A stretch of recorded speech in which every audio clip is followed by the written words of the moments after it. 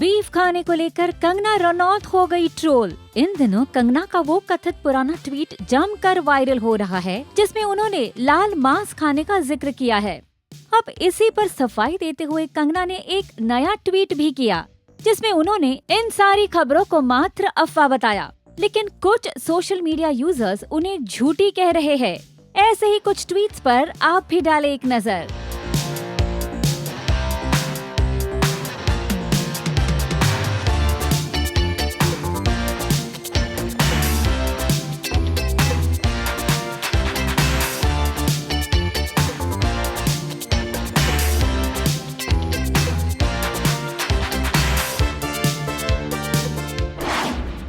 Mirzapur season 3 न करने का कारण बताया मुन्ना भैया उर्फ दिव्येंदु ने। दिव्येंदु ने ह्यूमंस ऑफ बॉम्बे को बताया है, मैं मिर्जापुर 3 का हिस्सा नहीं हूँ। उन्होंने आगे कहा, जब मैं किरदार को निभा रहा था तो ये मेरे व्यक्तित्व को बहुत अधिक प्रभावित कर रहा था। एक समय बाद ये किरदार बहुत परेशान करने लगा, मुझे घुटन होने लगी थी। फाइनली दर्शकों का इंतजार हुआ खत्म। सामने आया पुष्पा 2 का टीजर। अल्लू अर्जुन का दिखा जबरदस्त अंदाज। रिपोर्ट्स के मुताबिक रजनीकांत की बेटी ऐश्वर्या रजनीकांत ने आधिकारिक तौर पर धनुष से तलाक की अर्जी लगा दी है। रिपोर्ट में ये दावा किया जा रहा है कि कपल ने आपसी सहमति से एक दूसरे को तलाक देने का फैसला कर लिया है। वैसे ऐश्वर्या और धनुष ने 17 जनवरी 2022 को एक दूसरे से अलग होने का ऐलान किया था।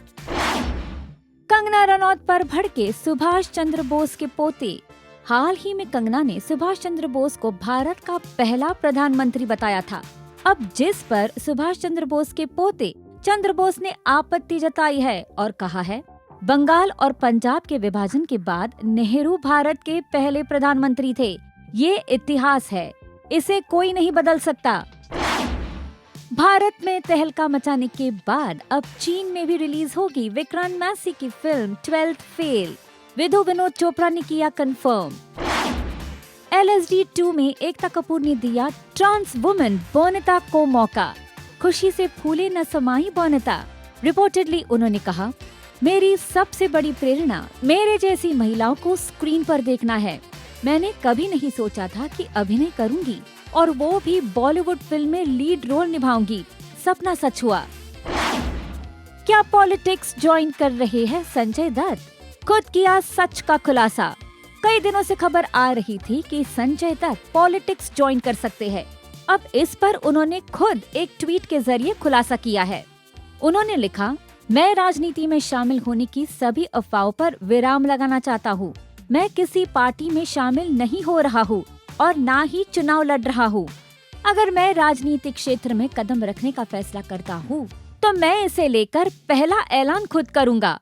कृपया अभी तक मुझे लेकर जो भी खबरें चल रही है उन पर बिल्कुल भी भरोसा ना करें। प्री बुकिंग में कमाल कर रही है टाइगर श्रॉफ और अक्षय कुमार की फिल्म बड़े मियाँ छोटे मियाँ।